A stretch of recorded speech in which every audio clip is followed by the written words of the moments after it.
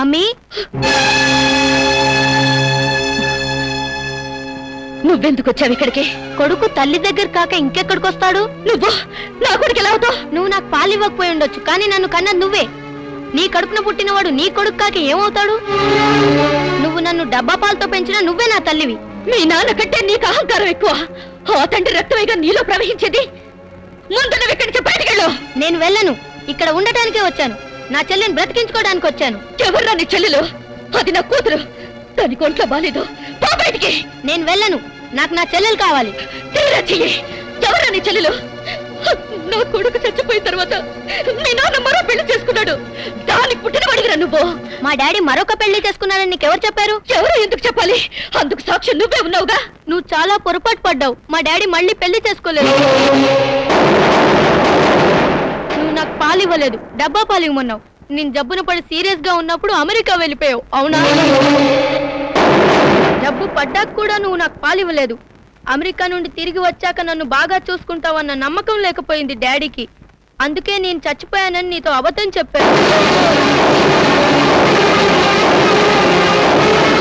నిజంగా డాడీ మరో పెళ్లి చేసుకోలేదు. ఈ రోజులు అమ్మ నాన్న అన్నీ ఆయనే.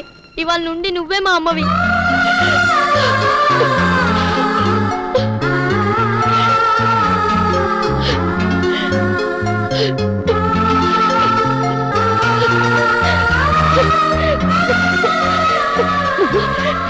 నువ్వు చెప్పింది నిజమా? తల్లితో ఎవరైనా అబద్ధం చెప్తారా?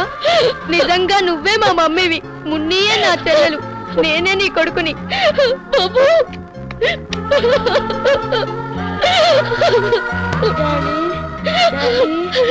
మున్నీని బ్రతికించుకుందాం, డాడీని తీసుకొద్దాం. రా మమ్మీ. మీ డాడీ ఈ ఇంటికి రాడు బాబు.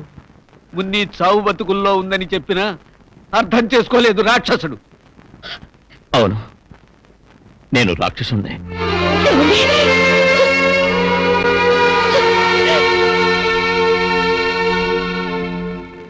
నిజం చెప్పి నా కళ్ళు తెరిపించాలని వచ్చిన మిమ్మల్ని నోటికొచ్చినట్లు మాట్లాడాను. చెప్పుడు మాటలు నమ్మి దేవత లాంటి భార్యను అనరాని మాటలని దూరం చేసుకున్నాను. తల్లి చచ్చిపోయిందని అబద్ధం చెప్పి తల్లి నుంచి బిడ్డను దూరం చేసిన పాపిని నేను. క్షమించమని అడిగే అర్హత కూడా కోల్పోయాను.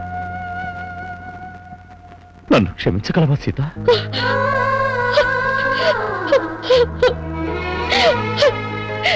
మీరు మీరు నన్ను అడుగుతున్నారా? అసలు తప్పంతా నాదేనండి. ఆ రోజు మన బిడ్డ ఆరోగ్యం బాగలేదు, జాగ్రత్తగా చూసుకోమని చెప్పినప్పుడు నాకు ఉద్యోగమే ముఖ్యమైపోయిందండి.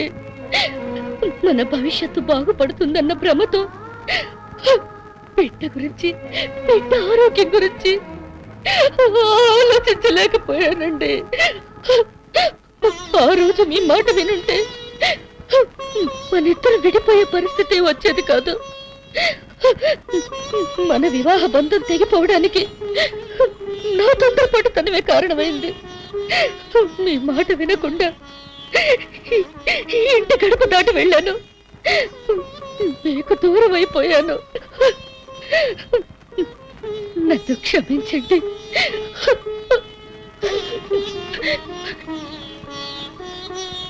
నా మొండితనానికి మున్ని ఫోన్ చేయకుండా మంచాన పడింది. నా తప్పుకి శిక్ష వేస్తుంది. రండి, వచ్చి మీరే డాడీ అని చెప్పండి.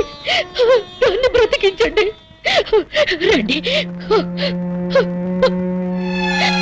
మున్ని, మున్ని, మున్ని, ఎవరొచ్చారో తెలుసా? మీ నాన్న వచ్చారమ్మా. చూడరా, చూడు. మున్ని, మున్ని, చూడమ్మా, నీ డాడీని వచ్చారా? అవును మున్ని, మీ డాడీ వచ్చారు. చూడమ్మా.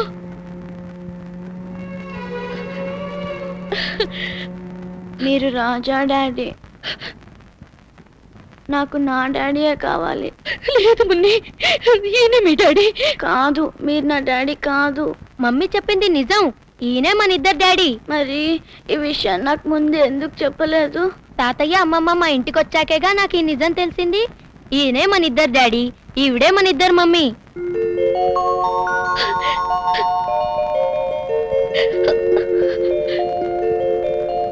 ప్రామిస్. Promise daddy.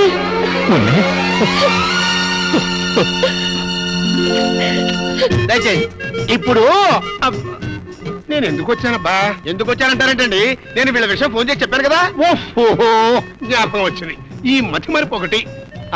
బ్రహ్మం ఫోన్ చేసి చెప్పేంత వరకు మీ ఇద్దరి మధ్య విభేదాలు ఉన్న సంగతి నాకు తెలియదయ్యా. 4 చాడించి బుద్ధి చెబుదామని వచ్చాను. ఏమిటి సుఖం? థ్యాంక్స్ రా మనోళ్ళు, ఆ పని మీరే చేసేశారు. ఎనీవే మీ మధ్యన అనుమానం తొలగిపోయి ఒకటయ్యారు. We are happy. అదేనండి, మరి అనుమానం పెద్ద గొళ్ళె ఉన్నారు. ఇలాంటి గొళ్ళాలు ఉండబట్టే ఎన్నో సంవత్సరాల గొళ్ళాలు ఊడిపోతున్నాయి. అసలు ఈ గొళ్ళాల విషయం మర్చిపోయి హాయిగా సుఖంగా ఉండండి. శుభమస్తు.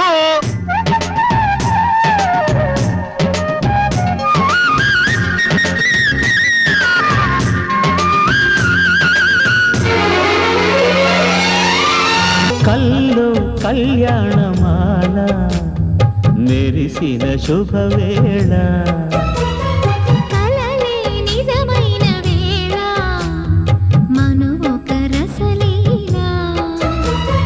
పరిచయమైనవి పరువాలు కంటికే దీపమై గగనము విడిచెను తార.